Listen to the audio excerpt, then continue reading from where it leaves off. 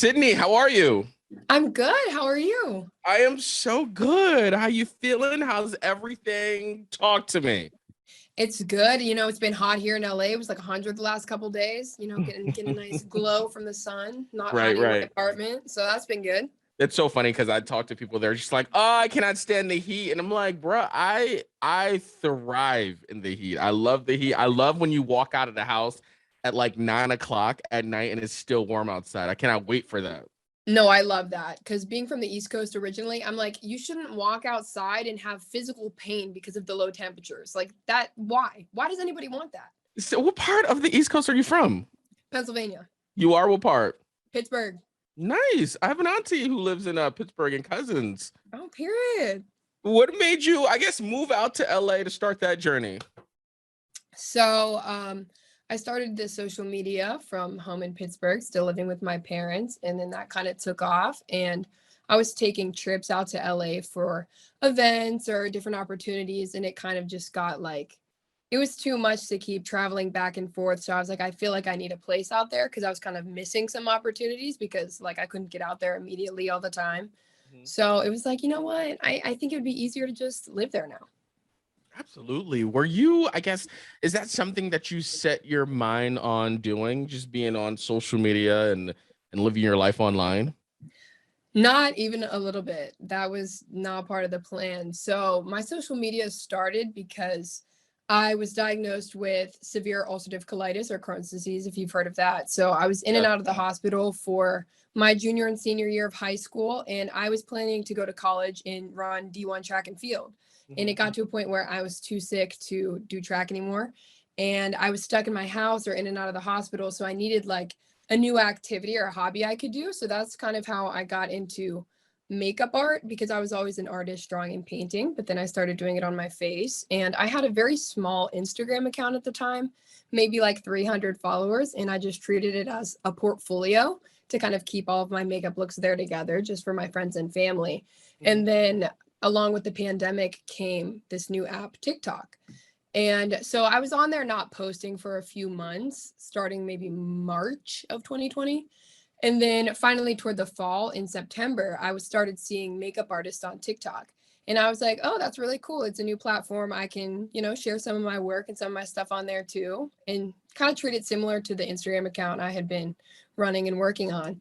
And then almost immediately these videos started kind of getting, views and comments and likes. And it was so weird that people were so interested in my artwork and the videos that I was creating. And I had to take a gap year between high school and college because I was getting surgeries for my ulcerative colitis. And I really just had time to focus on creating these videos and I just never stopped. And then one gap year became two. And then it was, hey, mom and dad, I want to move to LA instead of going to college. And they were like, oh, okay. I was Yeah. about to say, how did they take that? Were they just like supportive or no, you got to go to school? I mean, I feel like most parents, especially back in their day, it was like the only way to be successful is you go to college and you get a degree. So obviously that's what they wanted me to do. But after going through all of the medical things that I had been through, I think it was most important to them that I was doing something that made me happy and just explaining to them that the opportunities out in LA right now won't always be there, but I can always go back to school if I want a degree. It's always going to be there.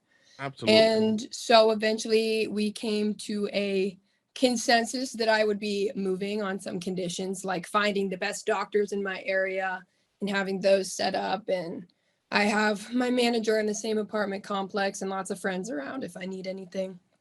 Is that something that's still, living rent free in the back of your head, your diagnosis and things that you're going through? I mean, yeah, it's something that I'm always going to be kind of dealing with, but you can't let it consume you. Like, I'm a big advocate for, it's just something that you have to deal with, but you don't want to become the disease itself or let it overtake you. So I definitely use my platform to raise awareness for that and kind of be that voice that I didn't have when I was going through it. Because when I was getting surgery to have an ostomy bag, that I had never even heard of that before. And when I looked it up, there was almost nothing other than maybe like a few gross old men, and Hmm. so I'm like, I want someone that looks like me to be kind of an advocate in this chronic illness space. So that's why I'm very adamant about talking about it as much as I am. I really appreciate that that Yeah. you are out there and you are turning, what was done for you, or plainer terms, you're turning your mess into your message. Yeah, no, I love that.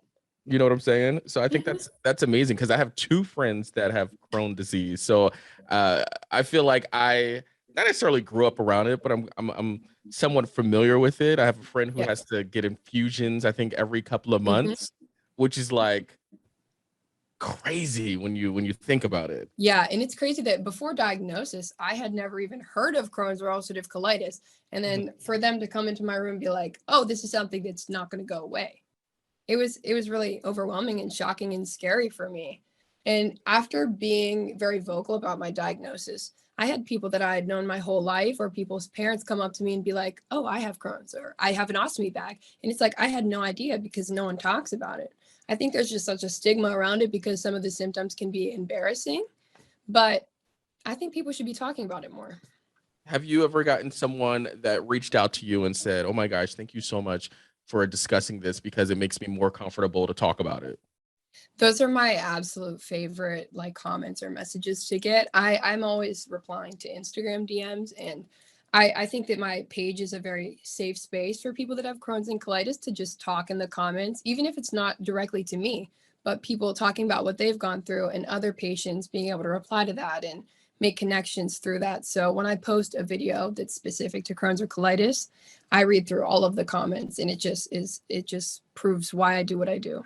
Absolutely. Did you start doing makeup to not necessarily make you feel better about yourself, but is that along the lines why you started doing it?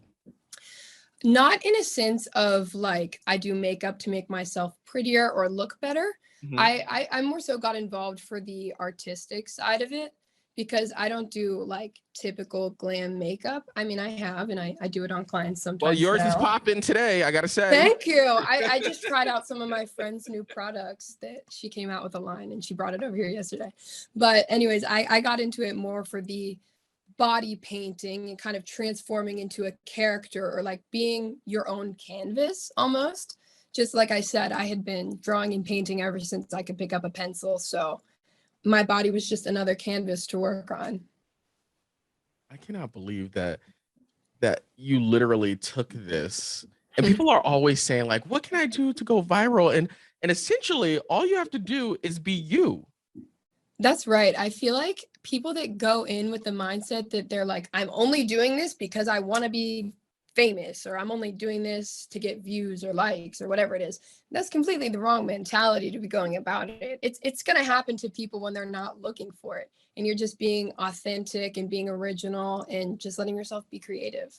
I want to know what is, I guess, one piece of advice that you would have for someone that's probably watching this video right now and they're thinking about, oh my gosh, I really want to get into like creating content. What would you tell that person?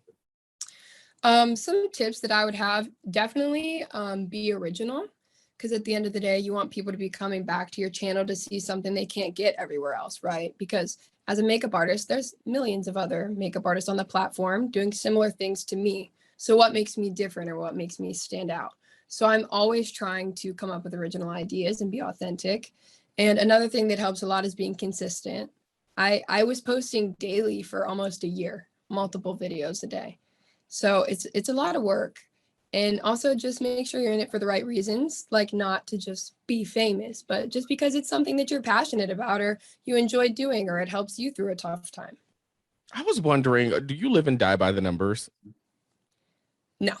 I have a lot of friends that do since Okay. moving to LA, but that was something that I never even considered until I met other creators. And some of my friends will have a video that flops and it'll ruin their week just because they Really? put so much work into it and it didn't get the views. When you say flop, I guess for us normal folks, like would be a win for me, but a flop for you. Right. Right. And that's, I think people lose track of that and they do get so caught up in the numbers, but that'll destroy you because it's an algorithm at the end of the day. Just because you don't get the numbers doesn't mean this video is better than worse than one that got more views. It just happened to got picked up by the algorithm that day. So I really just try to convince myself like I can control the type of content that I'm creating. I can't control the numbers or the outcome. So I just try to be happy with the products that I'm putting out and creating. It's essentially a computer.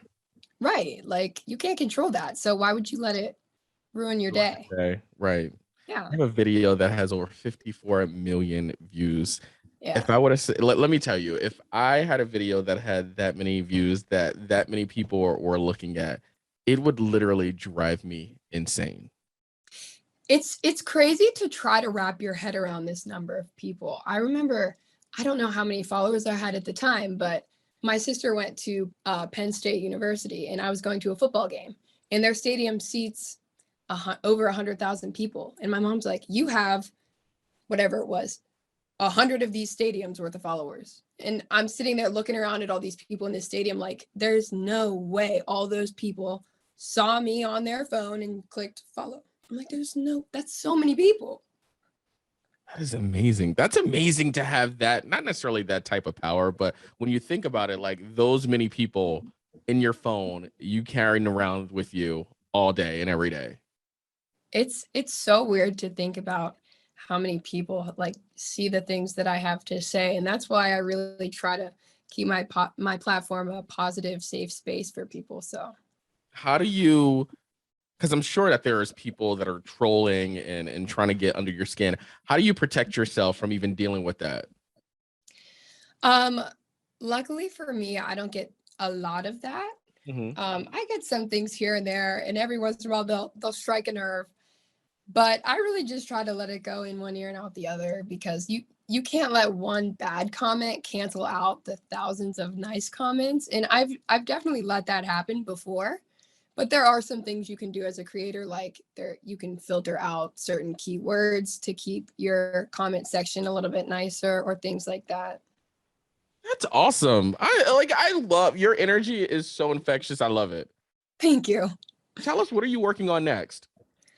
So I, in the last few months, have gotten into acting a lot more. Hmm. I've always been passionate about acting, but I never kind of had that fire to pursue it, because I thought, like, I don't have a chance at that. But then social media really helped me get my foot in the door. So this fall I filmed a horror movie called Shady Grove. I flew to New York for that. And it was a nice transition to get, because I do special effects makeup, getting into the horror space, because there is this kind of stigma around TikTokers trying to branch out and do other things. So I really wanted to be cautious that I wasn't another TikToker trying to be an actor, or another TikToker trying to do music. So I think the transition to a horror from being a special effects makeup artist made sense. And I think that my followers agreed that, it makes sense. It's not like completely like a 360 from what I had been doing. And everyone's really excited to see it. And that's going to be coming out, I think, rolling into Halloween season this year. I love spooky seasons. It's definitely one of my favorite like seasons, probably before Christmas. Me too. Halloween's definitely my favorite holiday. It's the hot time for makeup artists, and there's always a lot to do. And so I have a few more horrors coming out. One that I'm very passionate about is called Kindling, and I'm actually acting in as well as producing it. And we have our campaign coming up for raising funds, and a portion of the funds raised are going toward the Crohn's and Colitis Foundation, which is obviously very near and dear to my heart, as well Right. as the Trevor Project, which benefits at-risk LGBTQ youth. That's amazing. Sydney, thank Yeah. you so much for jumping on Zoom and chatting with us. No, of course. It was a pleasure. Yeah.